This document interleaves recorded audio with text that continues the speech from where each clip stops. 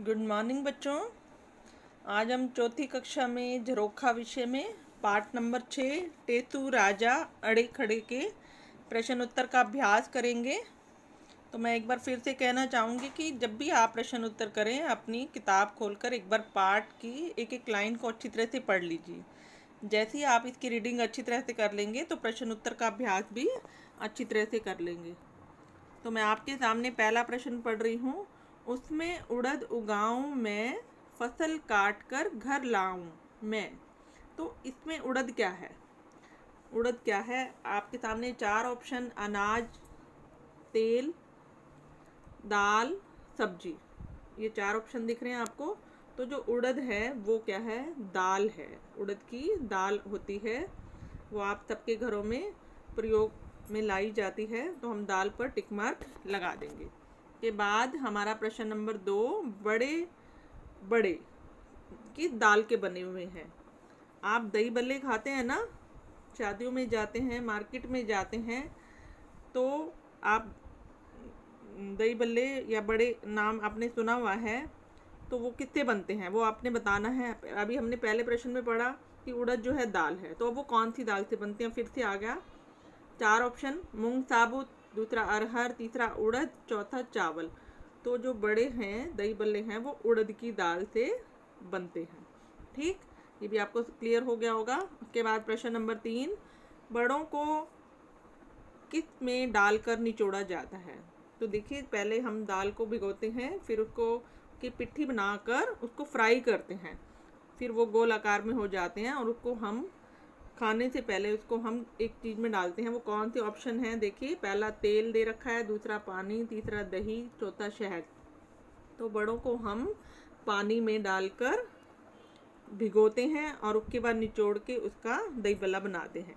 ठीक, उसके बाद हमारा प्रश्न नंबर 4, बड़ों का आकार कैसा होता है? दही बड़े जो होते हैं उसका आकार कैसा होता है? पहला आयताकार दे रखा है, चौथा वर्गाकार, तीसरा घनाभ, चौथा गोलाकार।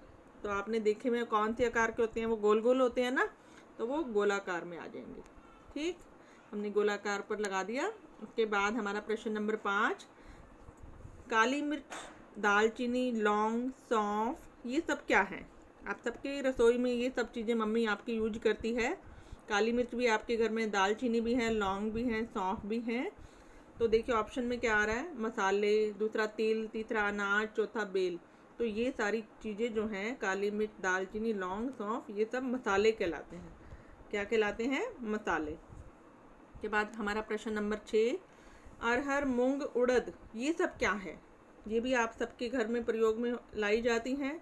अरहर की दाल होती है, मूंग की भी दाल होती है, उड़द की भी दाल होती है। तो ये ना तो मेवे हैं ना सब्जियां हैं, ये सिर्फ दालें हैं। क्या है ये? तीनों चीज़ें दालें। आपका चौथा ऑप्शन कुछ नहीं, हमने तो इसको देखना भी नहीं है, हमने दालें पर टिक मार्क लगाना है। के बाद हमारा प्रश्न नंबर 7, दाल का मुख्य स्रोत क्या है?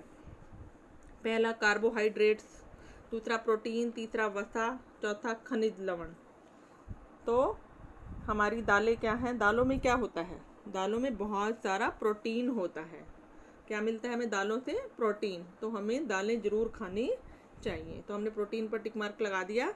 उसके बाद हमारा प्रश्न नंबर 8 है, जिन फसलों से हमें तेल मिलता है उन्हें हम क्या कहते हैं? पहला ऑप्शन क्या दे रखा है? अनाज, दूसरा दाल, तीसरा तिलहन की फसल, चौथा मसाले। तो जिन फसलों से हमें तेल मिलता है उन्हें हम तिलहन की फसल कहते हैं। किसकी? तिलहन की फसल। ये भी आपको समझ में आ गया होगा। उसके बाद हमारा प्रश्न नंबर 9, खरबूजा, तरबूज, तौरी, लौकी, ये सब किस पर लगते हैं?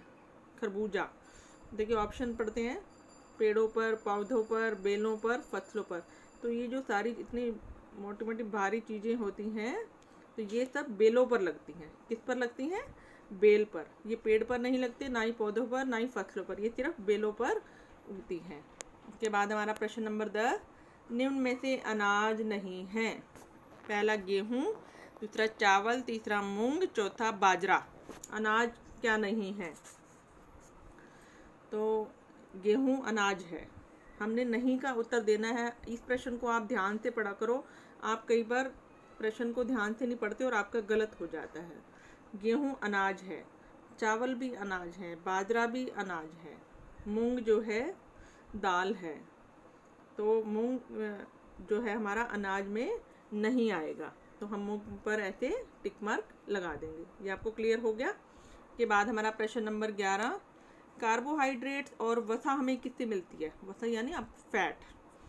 पहला ऑप्शन दूध घी, दूसरा सेब अमरूद, तीसरा मूंग गेहूँ, चौथा खरबूजा तरबूज। तो जो वसा और कार्बोहाइड्रेट्स है वो हमें दूध और घी से मिलता है। ठीक, ये दोनों चीज़ें किससे मिलती हैं सबसे ज़्यादा? दूध और घी से।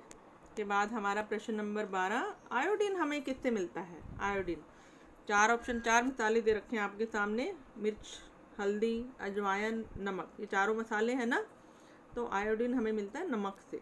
किससे मिलता है? नमक से मिलता है। उसके बाद हमारा प्रश्न नंबर 13, आयोडीन की कमी से निम्न रोग हो जाता है। आयोडीन की अगर हमारे अंदर कमी हो जाए तो हमें एक रोग लग जाता है, वो कौन सा है? पहला रिकेट्स, दूसरा घेंगा, तीसरा कुपोषण और चौथा रतौंधी।